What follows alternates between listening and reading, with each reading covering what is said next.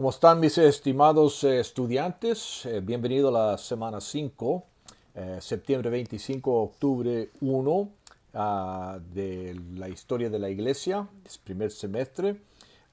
Nos toca esta semana los capítulos 26 al 29 del texto de González, pero antes de comenzar, dos cosas. Como siempre quiero leer una palabra de la Biblia y hacer un breve comentario, pero también decirle a todos ustedes que siguen afectados por los huracanes en el Caribe, en Florida, y todavía en Texas, y ahora también por los terremotos en México, y especialmente la Ciudad de México.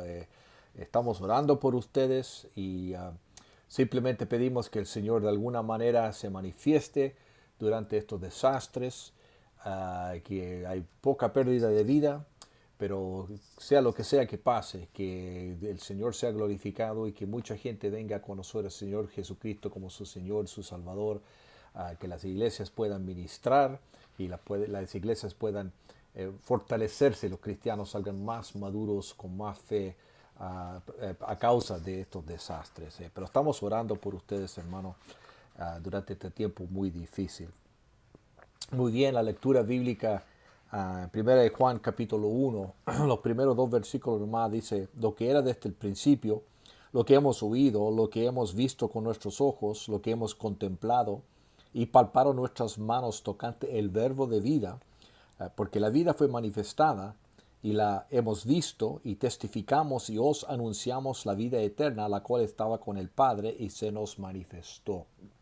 Aquí otra vez Juan hablando del verbo, tal como vimos en Juan capítulo 1, cuando miramos ese pasaje, el verbo Jesucristo era Dios. Pero aquí también vemos el énfasis que el verbo era también humano, fue oído, fue visto, fue contemplado, lo palparon con las manos, lo tocaron con las manos. O sea, no era un fantasma, no era una visión, no era menos que humano, era completamente divino, por supuesto, pero también verdaderamente y completamente ser humano, sin pecado.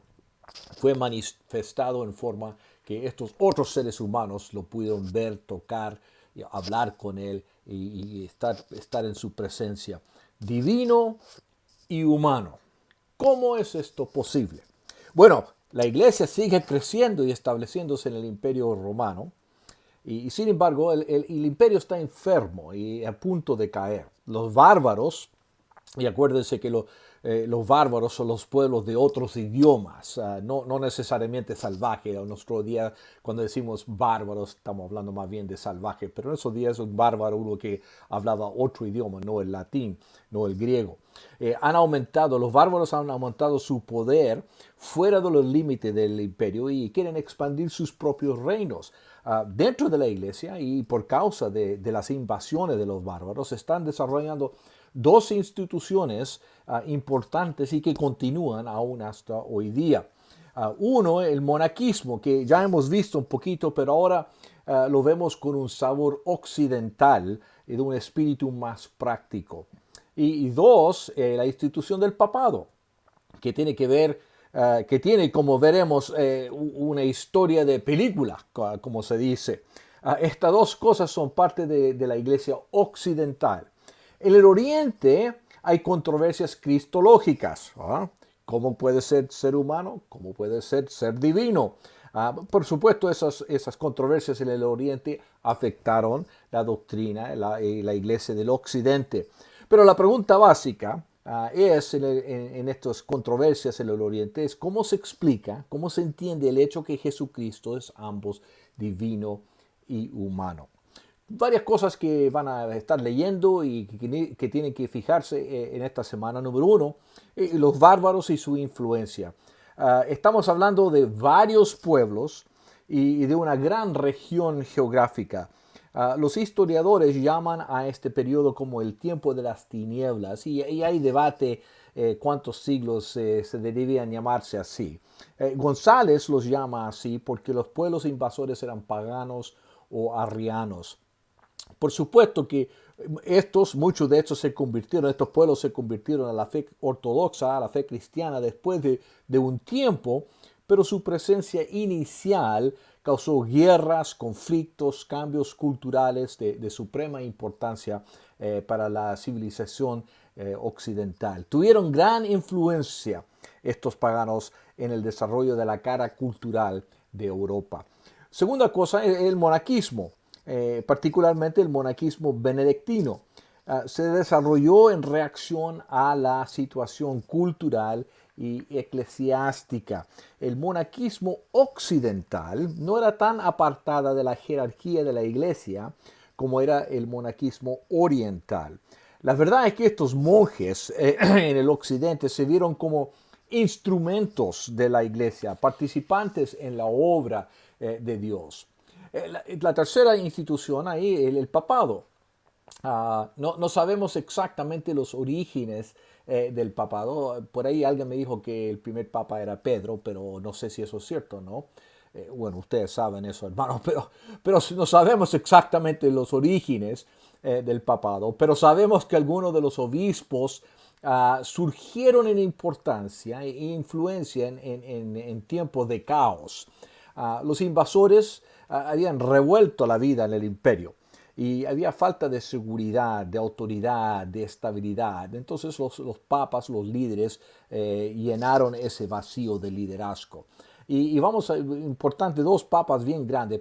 Papa León el Grande, el primer papa en el sentido que se usa ese término hoy día, de gran poder, de gran influencia. Y Gregorio el Grande, vamos a ver él, uno de los papas más exitosos de la historia, aunque al principio él no quería ser papa. Bajo él vemos los comienzos de la doctrina del purgatorio, de penitencia y absolución por un cura, las misas por los muertos, la creencia que la misa, en la misa Cristo es crucificado de nuevo, el celibato, todas esas doctrinas empezaron a desarrollarse, a verbalizarse, a establecerse bajo Gregorio el Grande. Pero también fue un papa misionero, mandó misioneros a Britania y a Alemania. También van a leer acerca de la iglesia en el Oriente. Y primero hay que notar y recordar las diferencias entre la iglesia oriental del este y la iglesia occidental del oeste. Varias cosas aquí. En el oeste se hablaba el latín, en el este se hablaba el griego. La teología del oeste era una teología más práctica, más preocupada en la moralidad, la pureza de la vida de la persona. Usaban términos legales en la teología y cómo hablaban y escribían de la teología como justificación, por ejemplo. La teología del este era una teología más especulativa, más filosófica, usaba la interpretación alegórica de la Biblia. La iglesia occidental dominada por Roma, la iglesia oriental dominada por Constantinopla, pero también hubieron muchas tensiones con otros centros cristianos de gran influencia como Antioquía y Alejandría. El imperio occidental se había derrumbado y quedó un vacío de liderazgo, la cual fue llenado, como ya dijimos, por la iglesia, específicamente por el Papa. El imperio en el este continuaba, pero con constante amenazas y turbulencia. En el oeste tuvieron menos debates teológicos a causa de la dominación romana, o sea, un centro en Roma, entonces no hubo muchos debates y también por la naturaleza práctica de la teología no se preocupaban de tantos detalles teológicos como en el oriente. Y también obviamente estaban más preocupados por las invasiones de los bárbaros, entonces querían sobrevivir simplemente. Pero la iglesia en el este estaba llena de debates teológicos, en parte por las diferencias regionales, Antioquía, Alejandría, Constantinopla. Entonces había tensión, había competencia entre estos, había puntos de vista diferentes. El emperador frecuentemente se metía en medio de estas discusiones. Y eso sí, por supuesto, las decisiones impactaron también la iglesia romana del oeste. Ahora, en el oriente surgieron preguntas y argumentos cristológicos, las cuales son importantes hasta hoy.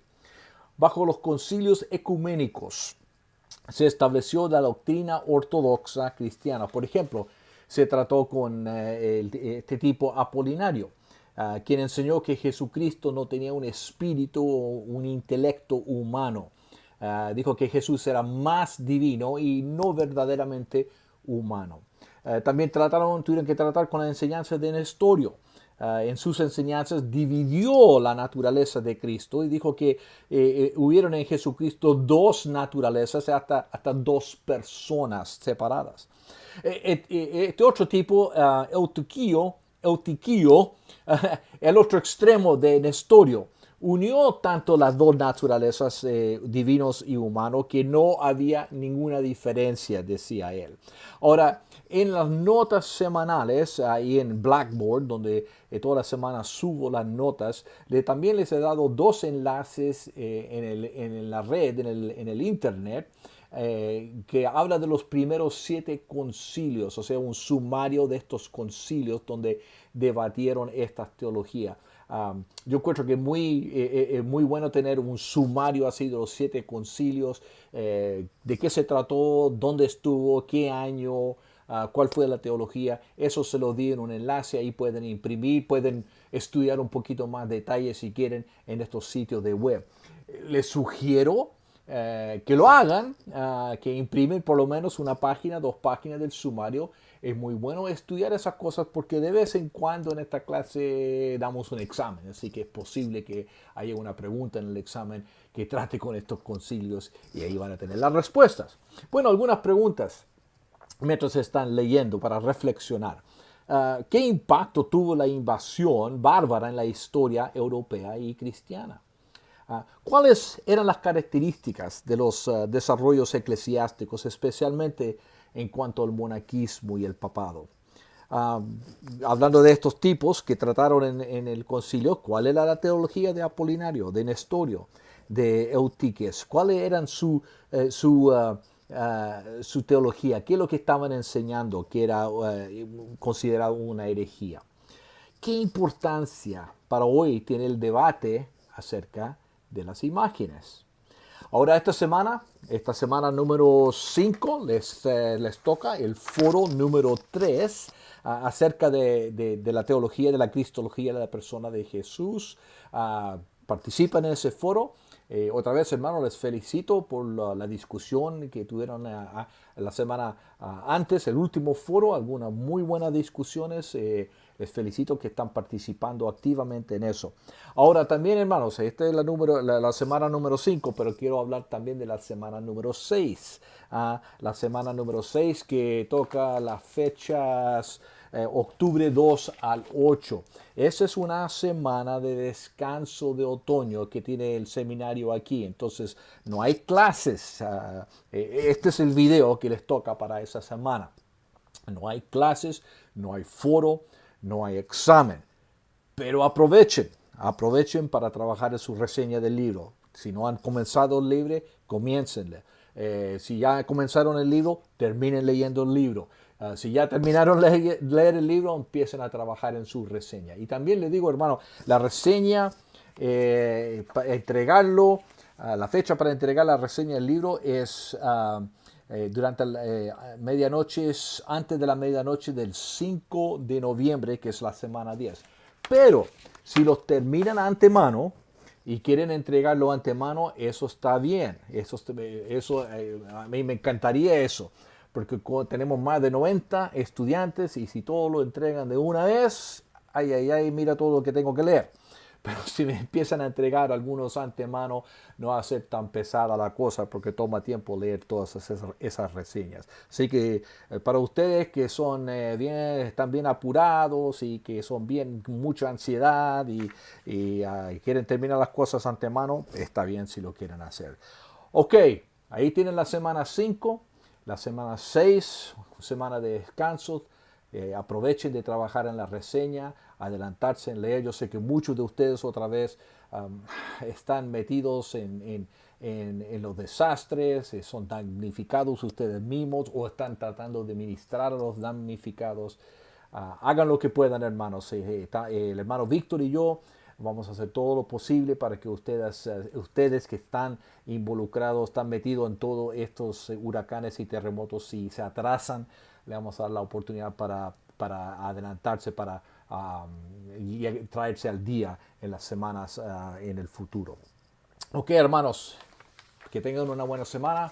Voy a orar por ustedes. Señor, doy gracias por estos estudiantes, por su fidelidad, por su trabajo, por su ministerio. Damos gracias por todo lo que están haciendo. Pedimos especialmente, Señor, que tú cuides a estos que están afectados o que están ayudando a los que están afectados por los huracanes, que están sufriendo en estos momentos, los que están sufriendo en México a causa del terremoto.